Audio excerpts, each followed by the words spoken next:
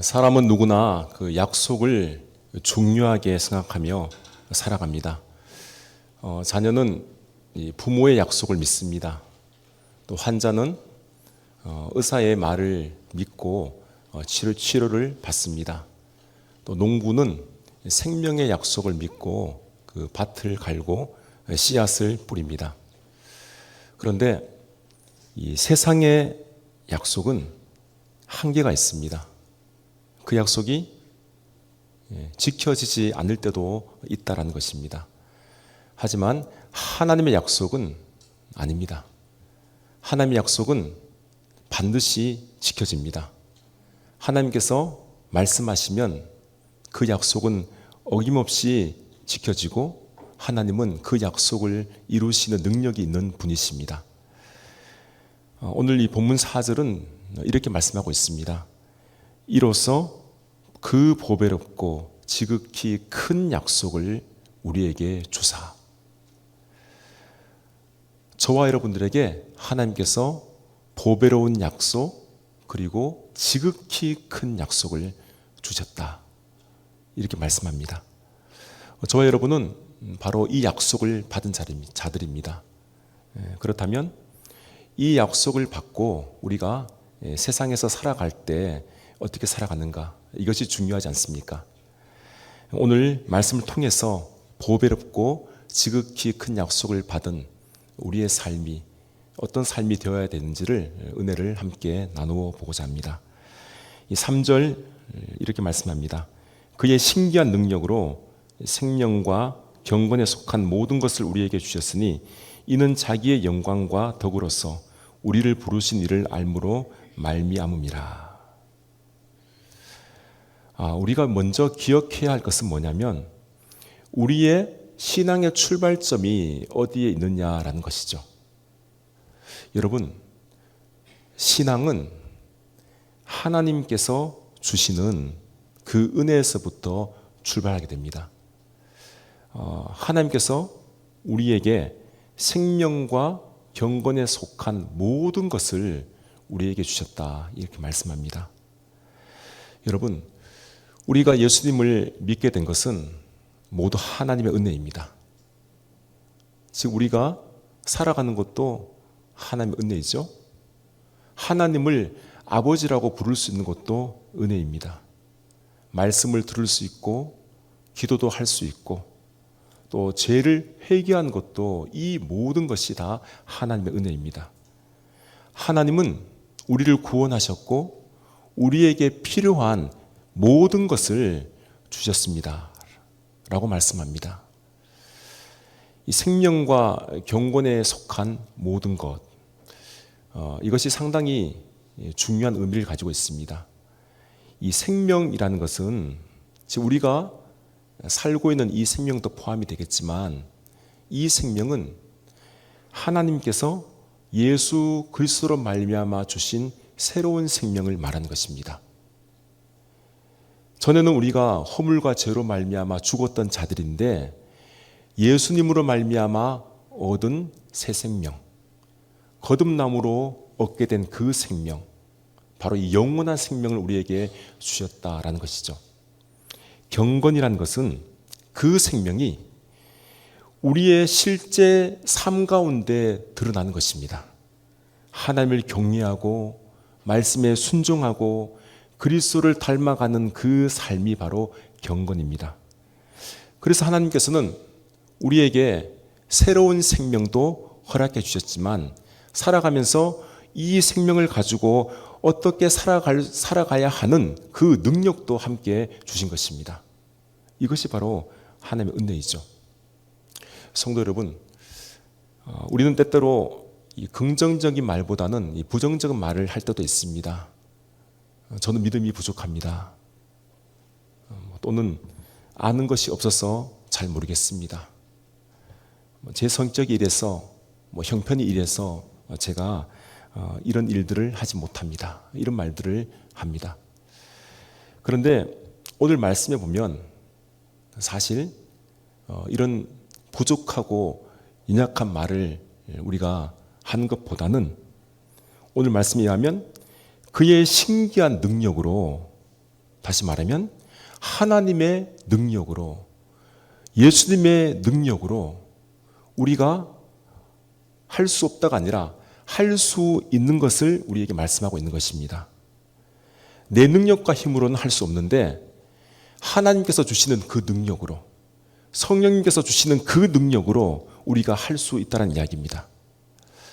우리 모두는 부족하고 연약한 사람들이 맞습니다.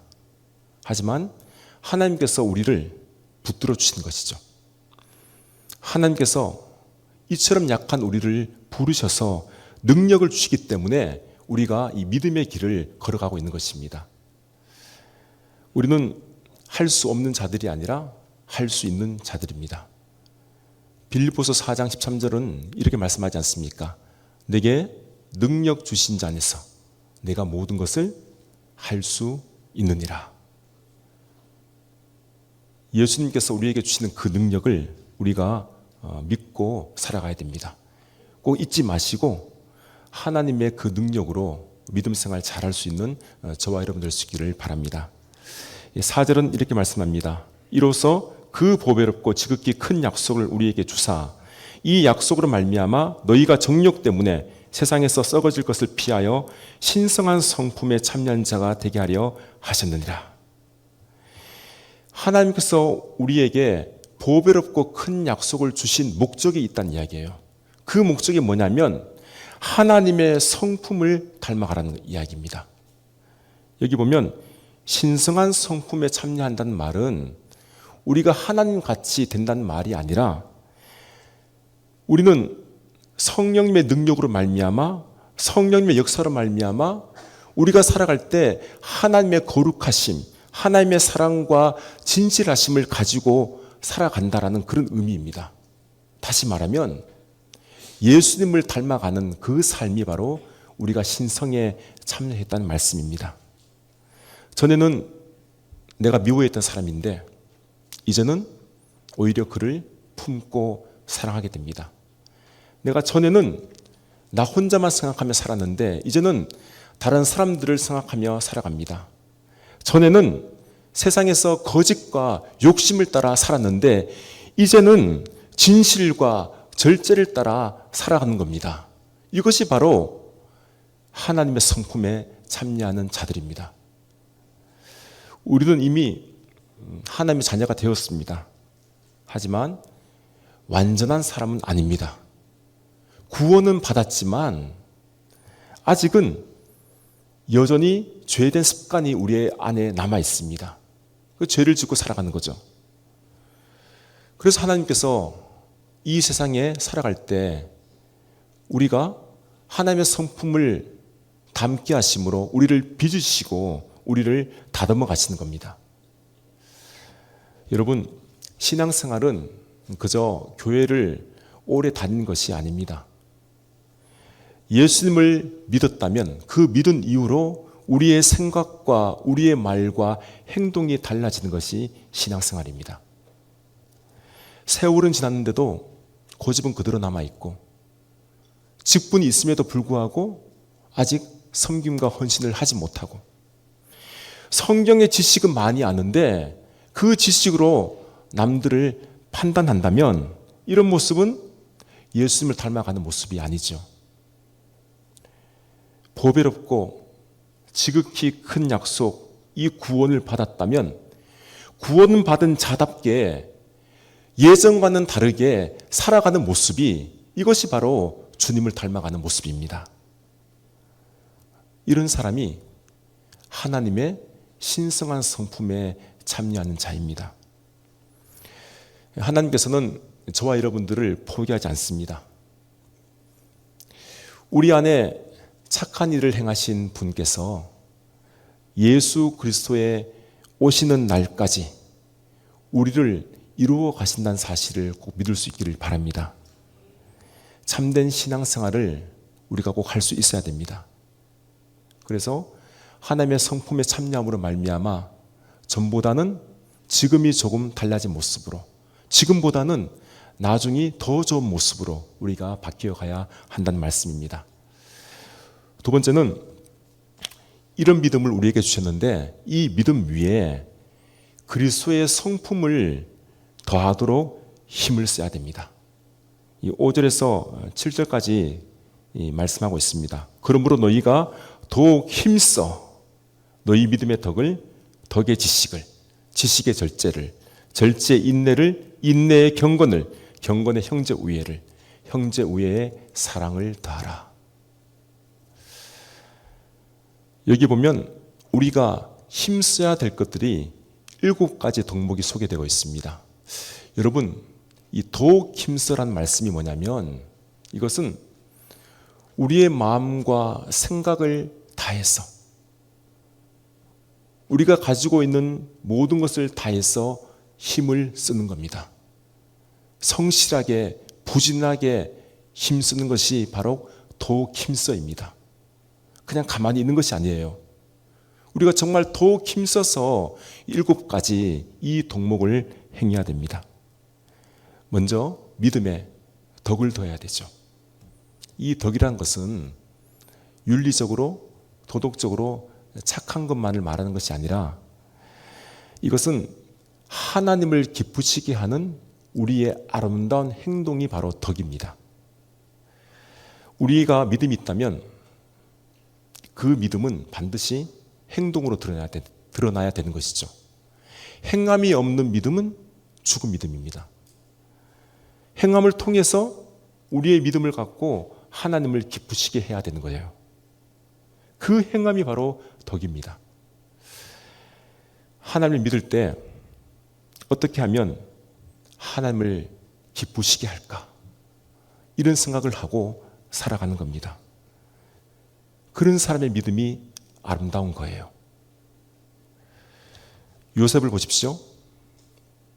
그는 아무도 보지 않는 곳에서도 하나님께 진실된 마음으로 충성한 자입니다. 보디발의 아내가 유혹하지 않습니까? 아무도 보는 사람이 없어요. 하지만 요셉은 그 유혹을 뿌리칩니다. 다니엘을 보십시오. 다른 신에게 절하는 자, 기도하는 자는 반드시 죽으리라 라는 왕의 조서를 알며도 불구하고 다니엘은 예루살렘을 향하여 하루 3번씩 기도했습니다. 행동을 보였어요. 초대교회 성도들 보십시오. 극심한 핍박이 있어서 지금 죽어간 사람들이 많음에도 불구하고 그들은 하나님을 버리지 않았어요. 짐승의 밥이 되고 지금 칼에 의해 죽임을 당함에도 불구하고 예수를 믿는 그 믿음이 변하지 않았습니다. 이것이 바로 하나님께서 기뻐하시는 아름다운 행동이라는 것이죠. 이것이 덕입니다. 우리는 이 덕을 가지고 살아야 됩니다. 이 덕 위에 우리는 지식을 더해야 됩니다. 지식이란 것은 이 성경을 많이 아는 것, 성경 정보를 정말 남들보다 뛰어나게 아는 것을 말하는 것이 아니라 하나님의 뜻을 분별하는 것이 지식이에요. 특별히 오늘날은 하나님의 뜻을 우리가 잘 분별해야 됩니다. 분별의 시대를 살아가고 있어요. 거짓 선지자들, 지금 우리에게는 이단들이죠. 이단이 너무나 많아요. 믿는 자라도 지금 유혹하고 있습니다. 잘 분별해야 됩니다. 그래서 우리가 말씀을 잘 배워야 되고요. 말씀을 들어야 되고 하나님의 뜻이 무엇인지 세상이 무엇인지를 우리가 잘 구분해야 됩니다. 무엇이 옳은지 무엇이 하나님을 기쁘시게 하는지 이것을 잘 알아서 살아가는 사람, 이 사람이 바로 분별력이 있는 사람이에요. 성경을 많이 아는 것만으로 중요한 것이 아닙니다. 참된 지식은 하나님을 기쁘시게 하는 거예요. 하나님의 뜻이 무엇일까? 이것을 올바르게 분별하여서 살아가는 사람, 그 뜻대로 행하는 자가 바로 지식이 있는 자입니다. 그리고 이 지식에 절제를 더해야 돼요.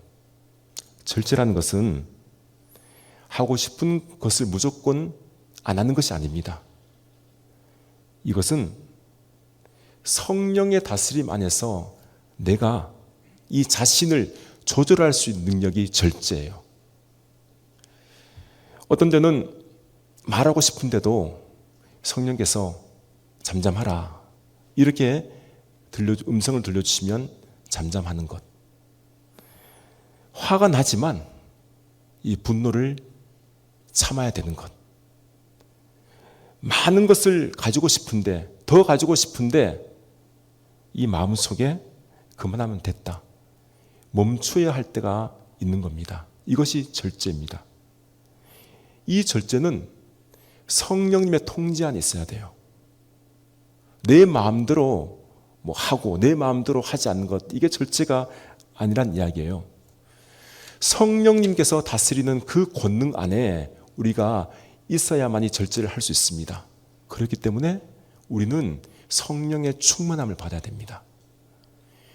충만함이라는 것은 이것이 늘 있는 것이 아니에요. 충만함은 늘 채워야 하는 겁니다. 내가 예전에 성령님의 능력을 받아 이 믿음이 충만해졌어요. 근데 이 충만함이 지금도 그대로 있느냐?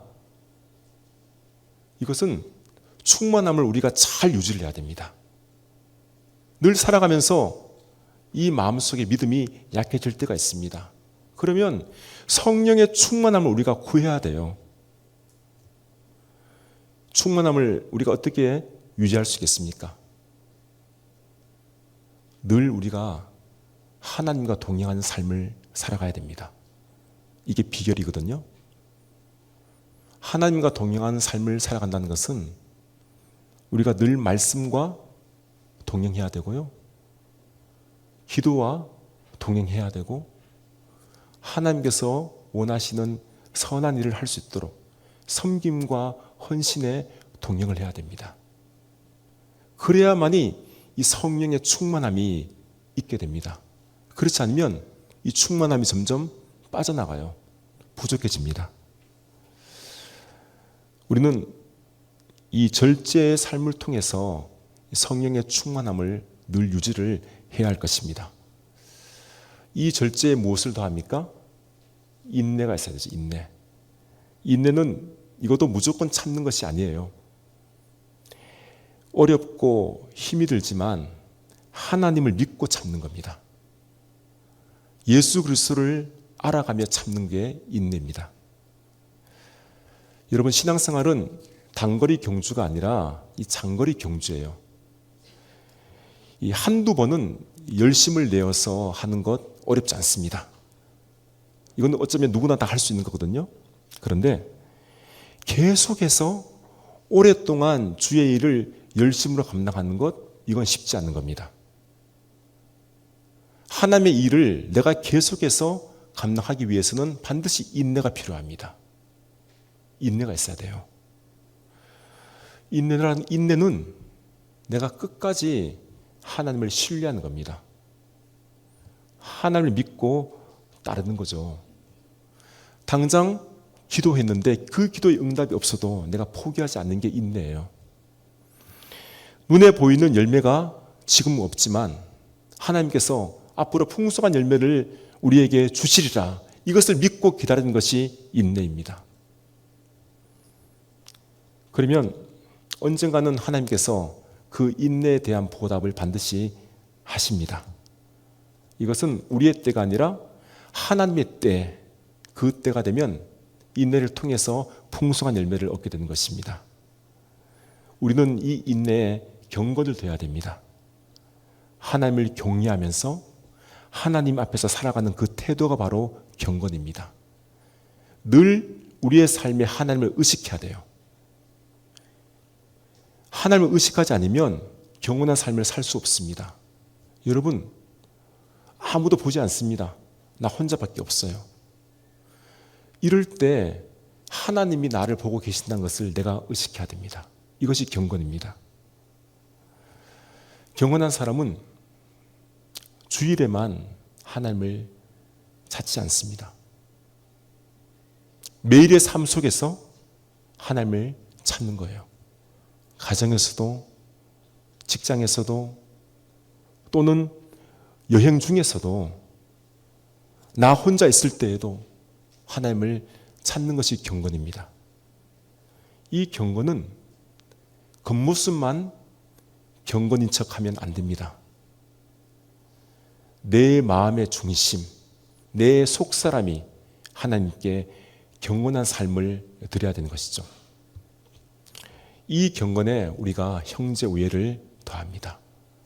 형제 우애는 믿음의 가족을 사랑하는 거예요. 여러분, 우리는 모두 한 가족입니다. 한 형제 자매예요. 지금 예배드리고 있는 내 앞과 뒤에 있는 분, 내 옆에 있는 분이 나의 형님이 되시고 내 동생이 되시고 누나가 되시고 언니가 되시는 분들이에요. 우리가 신앙 안에서 한 가족입니다. 한 가족. 하나님을 사랑한다고 하면서 우리가 우리 형제 자매를 미워할 수는 없습니다. 때로는 마음이 잘 맞지 않아서 상처를 내가 받기도 하고 또는 상처를 주기도 합니다. 그렇지만 우리는 그리스도 안에서 한 가족이에요. 가족은 기본적으로 사랑이 있는 겁니다. 이 사랑으로 그 허물을 감싸줄 수 있는 거죠. 조금은 생각의 차이가 있다 할지라도, 때로는 실수를 한다 할지라도 우리가 한 가족이라면 서로를 품어줄 수 있어야 되는 거죠. 그래서 마지막은 이 형제 우애에 사랑을 더한 겁니다. 결국 이 사랑이 이 모든 7가지 덕목의 완성이 되는 거예요. 이 사랑은 세상의 사랑을 말하는 것이 아닙니다. 하나님의 사랑, 그리스도의 사랑, 이 아가페를 말하는 거예요. 우리는 정말 사랑하기가 참 어려운 자들입니다.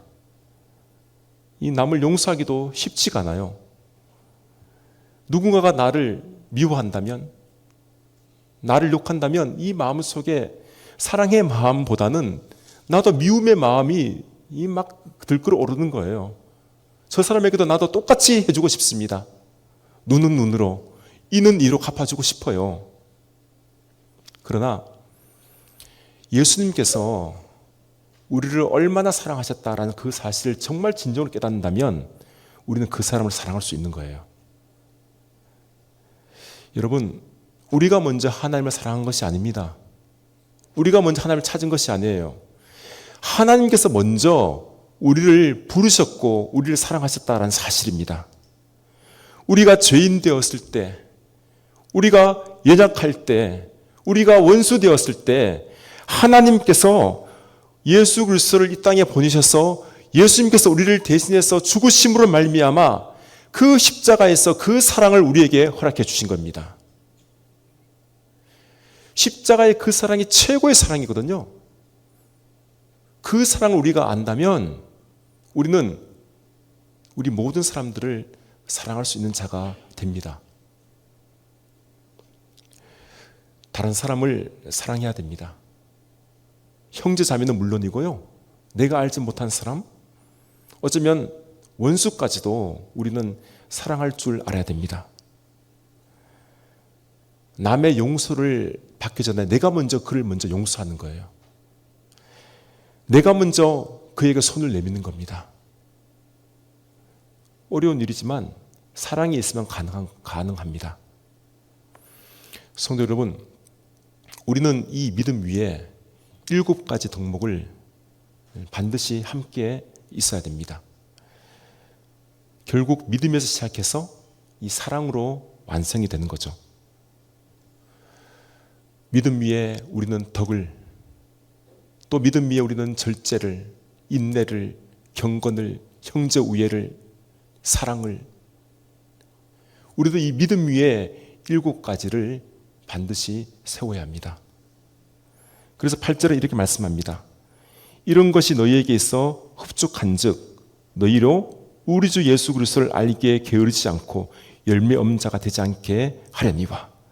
이런 것이 7가지 이 덕목들이 너희에게 있어 흡족한즉, 다시 말하면 너희 안에서 풍성한즉 너희는 게으르지 말고 열매 있는 자가 되라, 그 말씀이죠. 성도 여러분, 중요한 것이 바로 우리의 영이 성장하는 것이 아니겠습니까? 영적으로 부흥하는 거예요. 어제보다 오늘이 더 영적으로 풍성해지고요. 오늘보다 앞으로의 삶이 영적으로 충만해지는 것이 우리의 목표가 되는 겁니다. 이게 가장 중요합니다. 그래서 우리가 지금 자기 자신을 잘 점검해 보아야 됩니다. 내가 영적으로 더욱 성장하기 위해서, 풍성한 열매를 맺도록 위해서 예수님을 더 깊이 알고 닮아갈 수 있는 저와 여러분이 꼭 될 수 있기를 바랍니다. 이제 결론의 말씀입니다. 10절, 그러므로 형제들아 더욱 힘써 너희의 부르심과 택하심을 굳게 하라. 너희가 이것을 행한즉 언제든지 실족하지 아니하리라. 마지막으로 다시 한번 권면합니다. 더욱 힘써라. 마음을 다해서, 너 온몸을 다해서 이것을 행하라. 성도 여러분, 저와 여러분은 하나님께서 먼저 부르셨고 우리를 택하셨습니다. 우리가 거룩한 삶을 살아서 하나님의 자녀가 된 것이 아니라 하나님의 자녀가 되었기 때문에 우리가 거룩한 삶을 살아가는 자가 되어야 되는 거예요. 좋은 나무가 되기 때문에 좋은 열매가 있는 것이지, 열매가 아무리 좋은 것이 많이 있다 할지라도 그것이 좋은 나무가 될 수는 없습니다.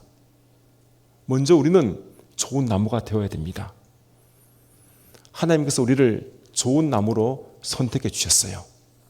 좋은 나무라면 반드시 좋은 열매가 맺게 되어 있습니다. 이것이 바로 우리를 택하심과 부르심을 굳게 하는 겁니다. 우리의 삶 속에서 하나님의 부르심, 하나님의 택하심이 분명히 드러나야 됩니다. 다시 말하면 하나님의 자녀답게, 구원받은 백성답게 살아가는 것이죠. 믿음에 덕을 더하시고, 지식을 더하시고, 절제를 더하시고, 인내와 경건과 형제 우애와 사랑을 더하는 삶을 살아가라는 이야기예요. 이럴 때 우리가 실족하지 않습니다. 혹 내가 넘어졌다면, 쓰러져 있다면 이것을 꼭 기억하시고 이 부분을 반드시 점검하시고 믿음 위에 7가지 이 성품의 덕목을 꼭 세울 수 있기를 바랍니다. 결국 우리가 그래서 우리는 최종적인 길을 향하여 걸어가는 순례자들입니다. 마지막 11절이죠. 이같이 하면 우리 주 곧 구주 예수 그리스도의 영원한 나라에 들어감을 넉넉히 너희에게 주시리라. 마지막 관문이 하나님 나라, 영원한 그 나라에 들어가는 것이죠. 여러분 들어갈 때 지금 어떻게 들어가라고 말씀하고 있습니까? 넉넉히 간신히 들어가면 안 돼요. 턱걸이에서 들어가면 안 됩니다. 넉넉히 들어가야 되는 거예요. 천군 천사들로부터 환영과 대접을 받고요, 개선 장군이 개선문을 통과하는 것처럼 넉넉히 들어가야 됩니다. 저 여러분들은 그 나라에 넉넉히 들어가는 자들이 꼭 될 수 있음을 믿습니다. 이것이 우리의 최종적인 목표입니다. 사도 바울은 이렇게 말하지 않습니까? 디모데후서 4장 8절에 보면 이제 후로는 나를 위하여 의의 면류관이 예비되었으므로 주 곧 의로우신 재판장이 그날에 내게 주실 것이며 내게만 아니라 주의 나타나심을 사모하는 자들에게 도니라. 바울뿐만 아니라 주의 나타나심을 사모할 때 영원한 그날에 들어가는 모든 사람들에게 의의 면류관을 허락해 주실 것이다. 그러려면 우리가 그 하늘나라에 넉넉히 들어갈 수 있는 사람이 되어야 됩니다. 믿음의 경주를 우리가 잘 마쳐야 돼요. 마라톤을 달리는 것처럼 우리의 신앙생활의 여정을 끝까지 우리가 달려가야 됩니다. 그때 주님께서 우리에게 상급 주시고 이렇게 말씀합니다. 잘하였도다 충성된 종아, 네가 작은 일에 충성하였으니 내가 많은 것으로 네게 맡기노라. 내 주인의 즐거움에 참여할지어다. 예수님께서 우리에게 이렇게 말씀하십니다. 성도 여러분, 우리는 그 영원한 나라를 바라보며 살아가야 하는 자들입니다. 지금의 삶이 비록 풍족하지 못하고 어쩌면 질병과 고통 때문에 큰 고난을 겪고 힘든 삶을 산다고 할지라도 우리의 마지막은 영원한 하나님의 나라예요. 그 나라에 우리가 넉넉히 들어가야 합니다. 그래서 지금 많이 가지고 있지 못해도 괜찮습니다. 좀 몸이 좋지 않아도, 좀 아파도 이길 수 있어요. 그래 살아가는 것도 괜찮습니다. 세상에서 좀 유명한 사람이 되지 않으면 어떻습니까? 괜찮아요. 우리 학생들이 물론 공부 잘한 거 중요한데 뭐 조금 못해도 열심히 노력했는데 좋은 결과 나오지 않아도 괜찮아요. 사람들이 나를 알아주지 않아도 괜찮습니다. 우리 하나님, 우리 주님만 나를 알아주시면 되거든요. 우리 주님만 나를 인정하면 됩니다. 그러면 우리가 하나님 나라에 넉넉히 들어갈 수 있습니다. 우리 모두 영원한 하늘나라에 기쁨으로 참여하는 저와 여러분 모두 될 수 있기를 주님의 이름으로 기원합니다.